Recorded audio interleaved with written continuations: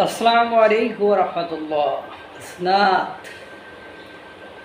মায়ের খাইতে খাইতে অনেকের মায়ের খেয়ে ফেলেছ। তুমি এখন আসো শেষ প্রান্তে, তোমার দল আছে এখন শেষ প্রান্তে। পয়লা বৈশাখের মতো একটা দিনেও তোমরা 50টা লোক এক জায়গায় করতে পারলা না। তুমি আবার ফেসবুকে স্ট্যাটাস দাও মায়ের কার কার খাইছো, 7 কলেজের পোলাপানের কাছে, আহতদের কাছে এরকম মায়ের খাইছো। আর এখন তো জনগণের মধ্যে যাও না ভয়তে, তুমি আবার থ্রেট করো।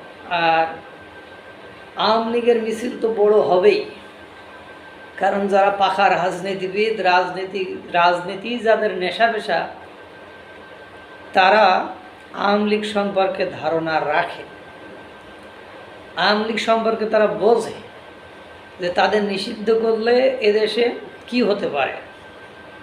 যেমন সিরিয়াতে গুপ্ত হত্যা হয়, প্রতিনিয়ত গৃহযুদ্ধে বেড়ে গেছে, প্রতিনিয়ত অহরহ মানুষ হত্যা হচ্ছে।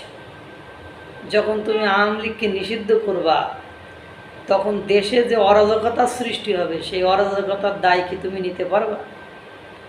এতগুলো মানুষ যে প্রতিনিয়ত খুন হচ্ছে, হত্যা হচ্ছে, সেটা কি তুমি বোঝো ভাতিজা? এত সহজ না। যাই হোক, হাসনাত আবদুল্লাহ তার ফেসবুকে স্ট্যাটাস দিয়েছে। স্ট্যাটাসে কি লিখেছে?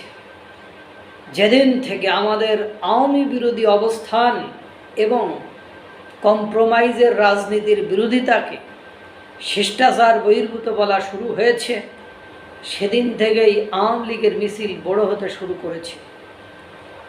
যারা কম্প্রোমাইজের রাজনীতি করছেন তাদের সতর্ক করছি, অতি শীঘ্রই আওয়ামী লীগ নিয়ে সিদ্ধান্তে আসুন, না হলে আপনারা করবেন কম্প্রোমাইজের রাজনীতি আর আমি করব শিষ্টাচার বহির্ভূত আচরণ।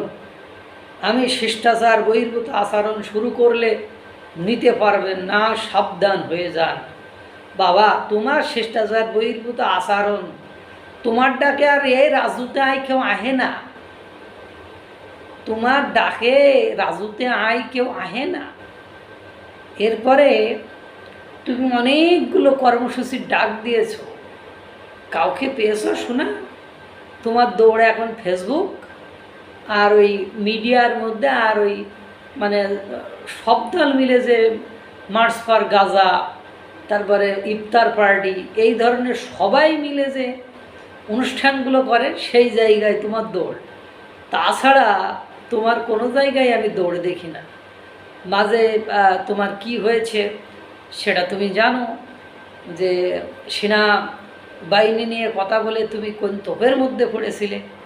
তুমি একরকম বলেছে, তোমার আর এক মুখ্য সংগঠক তোমার আর এক রকম বলছে। অর্থাৎ you are nothing but a big zero in the politics of Bangladesh.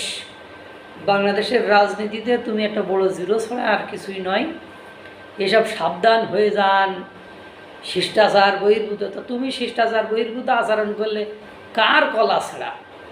বিএনপির এত কর্মী সমর্থক, আওয়ামী লীগের এত কর্মী সমর্থক, তোমার মতো লোকের সেনাবাহিনী সাপোর্ট করে, প্রশাসন সাপোর্ট করে, সরকার সাপোর্ট করে বলেই তোমার মুখ দিয়ে বুলি আওড়ায় বা বুলি ফোটে। এরা সমর্থন করা তোমার বন্ধ হয়ে যাক, দেখবা তুমি 3 দিনের মাথায় 4 দিন। সে কথা সাংবাদিক এম.এ. আজিজ বলেছেন, আপনারা ঢাকা শহর থেকে বের হতে পারবেন না। ক্ষমতার পট পরিবর্তন হলে আপনারা ঢাকা শহর থেকে বের হতে পারবেন না। সুতরাং এসব শিষ্টাচার বহির্ভূত আচরণ করতে যেও না। আসো ভালো, খাচ্ছ ভালো, পড়ছো ভালো, ওইভাবে ভালো থাকার চেষ্টা করো, নইলে আওয়ামী লীগের মিছিল আরও বড় হবে। যাই দিন ভালো আসে দিন খারাপ, এটা মাথায় রাখতে হবে। কারণ আওয়ামী লীগকে নিষিদ্ধ করা, তাদেরকে বাতিল করা, এসব পরিকল্পনা বাদ দিয়ে সবাইকে নিয়ে কীভাবে inclusive free and fair election করা যায়, সেটা চিন্তাভাবনা করাই আমার মতে উত্তম হবে। আল্লাহ তাআলা সকলকে ভালো রাখুক, সুস্থ রাখুক। আসসালামু আলাইকুম ওয়া রাহমাতুল্লাহ।